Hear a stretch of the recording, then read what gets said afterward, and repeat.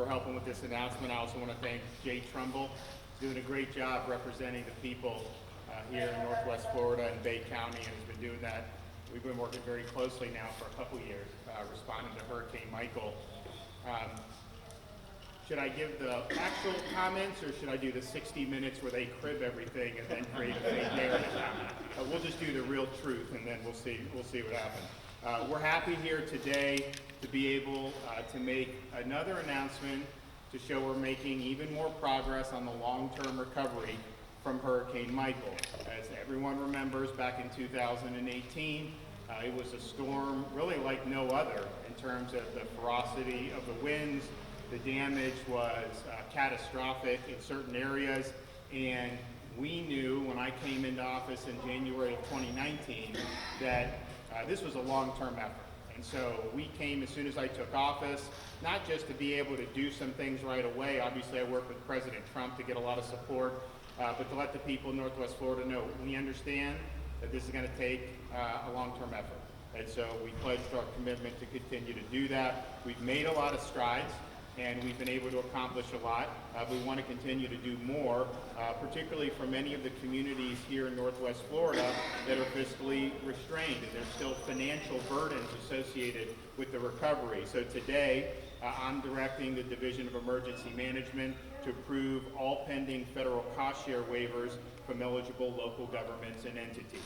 This action will provide additional needed financial relief to impacted communities, providing an additional estimated $22 million in assistance.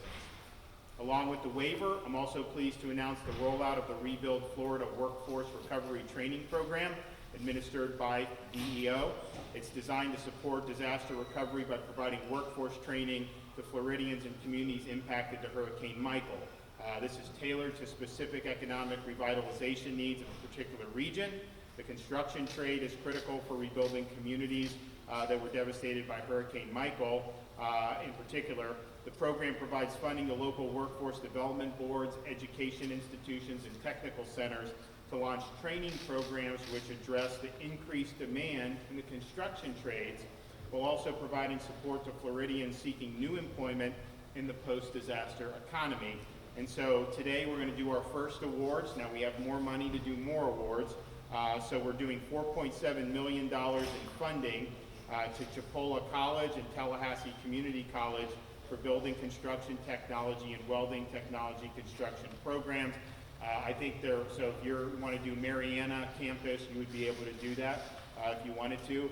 But as we were talking about, Dane and I, there is more money. People in Bay County can apply for this as well.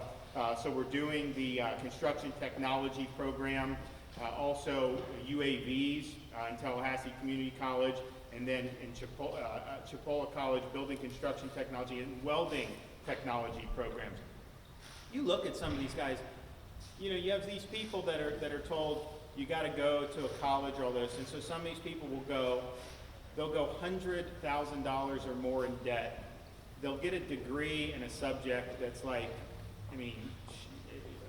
zombie studies basically. Doesn't do much for them when they get out.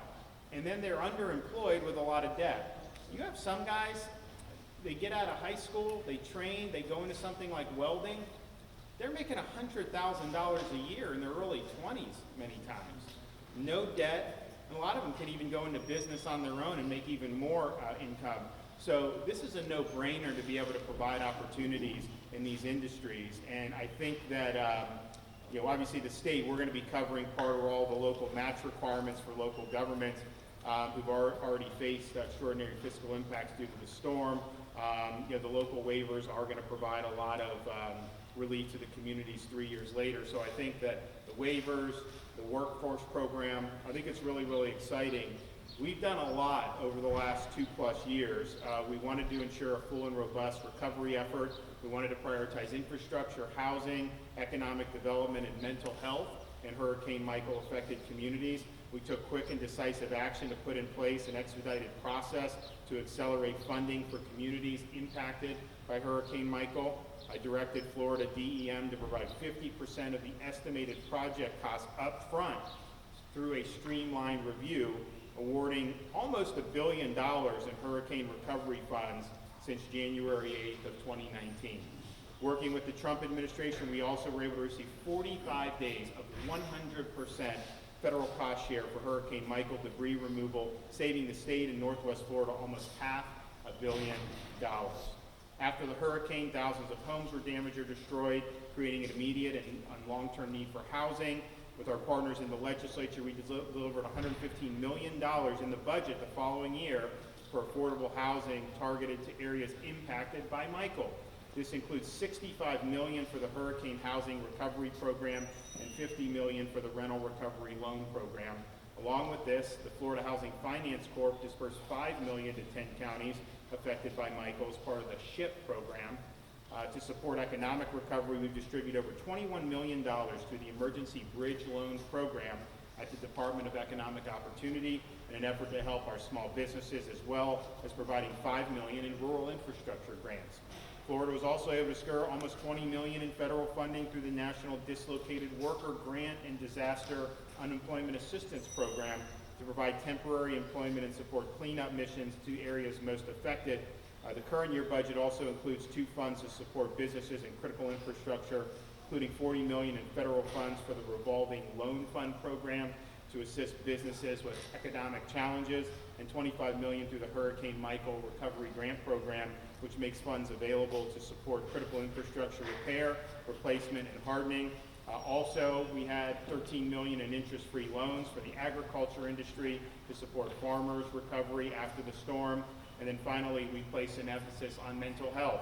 And my wife, Casey, was instrumental in championing the installation of telehealth portals in 63 public schools throughout 6 counties in Northwest Florida to provide mental health services to students still recovering from Hurricane Michael. So we've done a lot. Today means we're going to do more. I was talking to Jay. We've got all this federal money that you can use on infrastructure.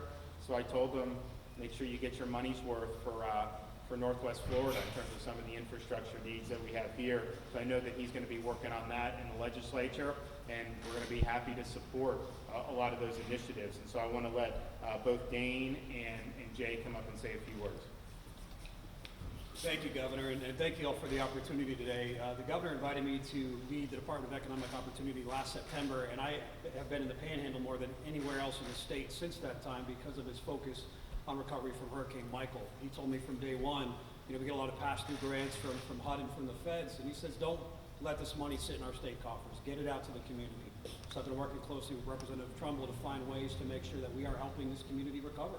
So at DEO, we have the Office of Long-Term Resiliency. FEMA comes in short-term, making sure you guys are up and on your feet, but we're really looking at how can we make sure the community is recovering from long-term efforts. So we look a lot at infrastructure and resiliency and those purposes, but we all know that recovery is not just buildings and infrastructure, it's the people too. So the grant that the governor's announcing today is quite phenomenal.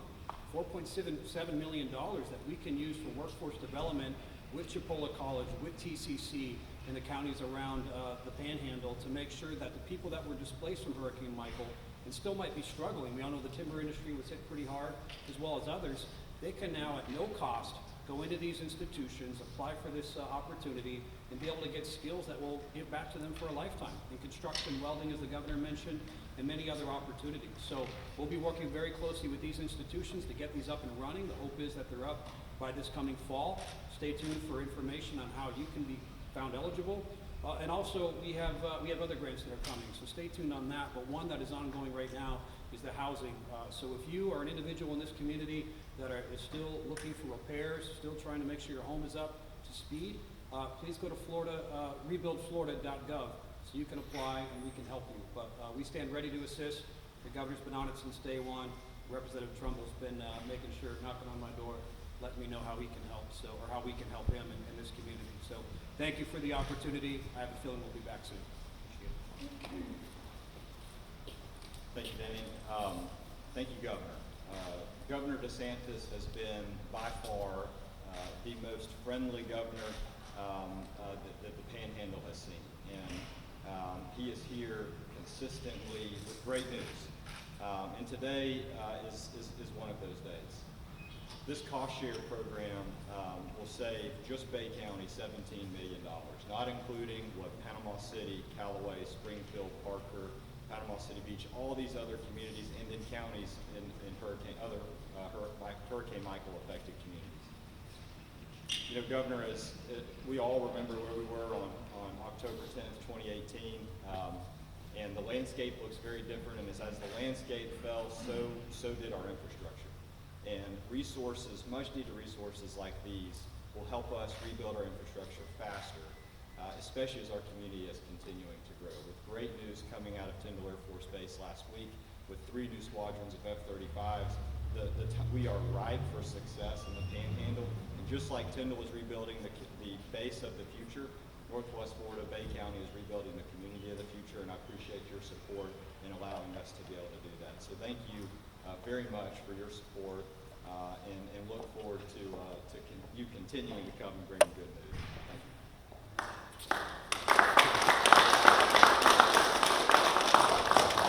Now we just need these guys to do a good job over the next few weeks, make sure we're getting all our initiatives across the finish line during the legislative session.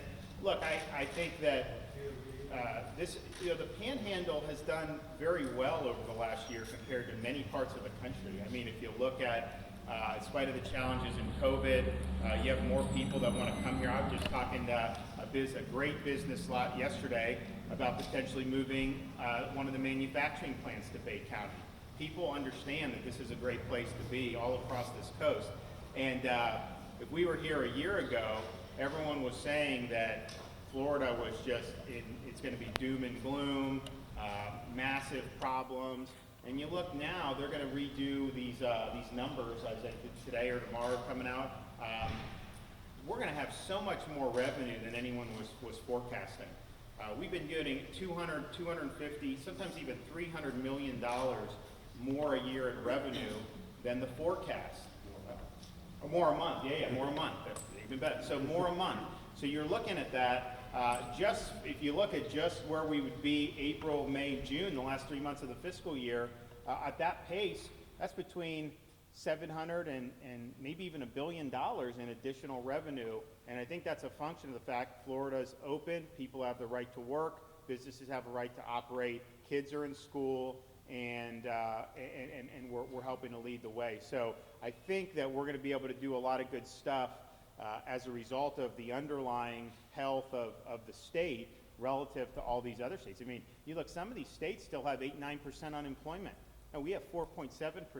And I have one of my #1 industries crippled, the cruise. They won't let the cruises sail. And that's totally unacceptable. We want to try to get that going. But just think of all that activity, all the other tourism that we would normally get from Europe or South America.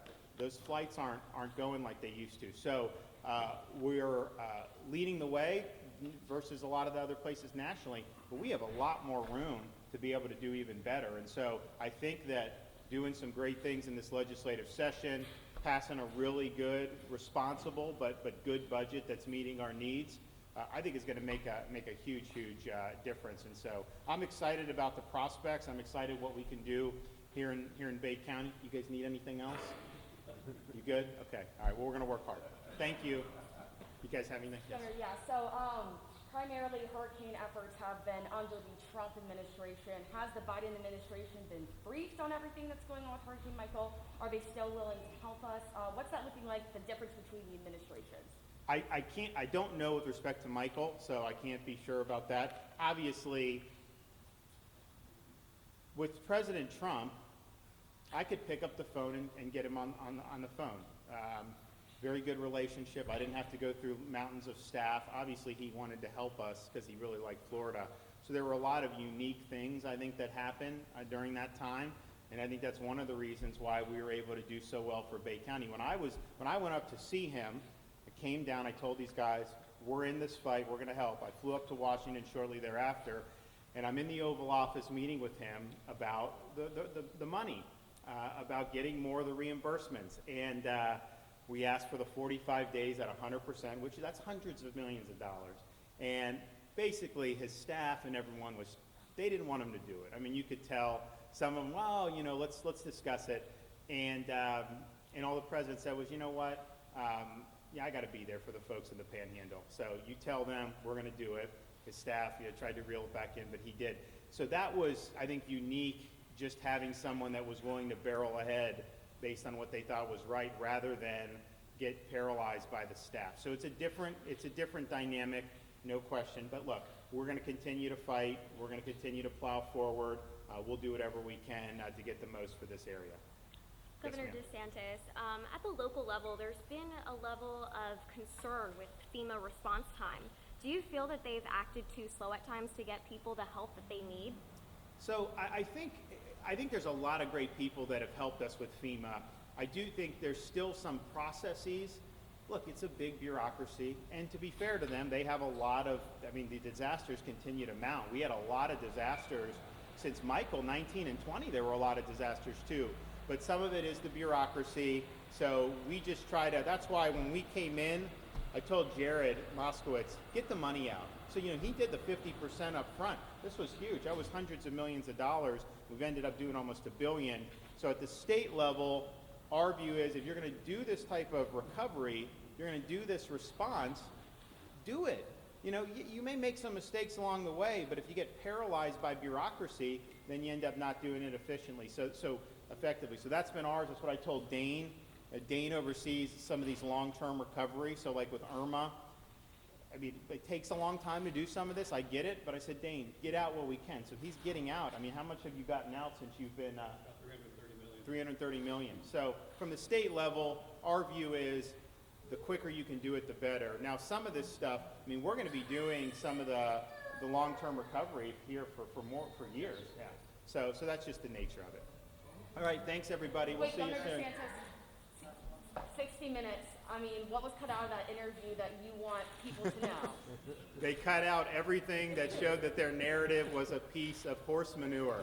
And it shows you how dishonest, these are smear merchants. That's why nobody trusts corporate media. They are a disaster in what they're doing. They knew what they were doing was a lie. I knew what they were doing was a lie. Everybody here knows what they were doing is a lie. They know that we know they're lying, and yet they continue to lie. And they lied, and they lied, and they lied.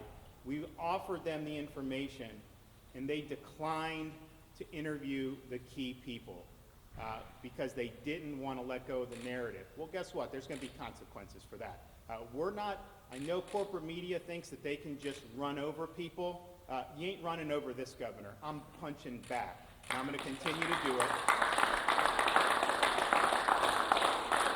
until these smear merchants are held accountable. The fact of the matter is, Florida has vaccinated 3.5 million senior citizens. We were the first state in the country to put seniors first. The results of our efforts are that seniors are much less likely to be hospitalized for COVID than they were 6 months ago. So our efforts have worked, and particularly in Palm Beach County, we've done over 275,000 seniors just in that one county. That's 75% of all the seniors there. It's been a team effort. We've worked in a lot of different ways, but you can't lie. And you should have not run it. They were warned, and yet they plowed ahead anyways. And so we're going to be doing even more to expose more lies, because there's lies built upon lies on all this. For example, they're attacking Publix. It's New York corporate media when you come to Florida and attack Publix. People maybe they like their dogs better than Publix, but not much. It's one of the most popular brands in the state. It would have been malpractice to cut Publix out of assisting, and I know we were able to expand retail sites in Bay. People were very happy. But what they're saying is a total crock that somehow only Publix was getting it. It is nonsense. And we told them it was that, and they cut it out. They spliced it because they can't handle the truth. And they know if they would have put out everything, they wouldn't have had a story. And so they went for the smear.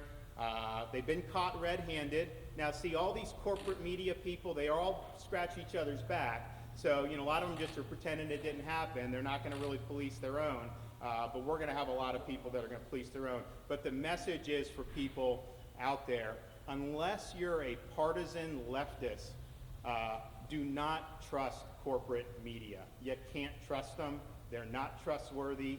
They will lie. They will smear. And then they just move on to the next target and think that they're going to be able to get away with it. You ain't getting away with it here, okay? You come down to our state and you try to smear people, we're going to bite back and we're going to hold you accountable. So this is not over by any stretch of the imagination.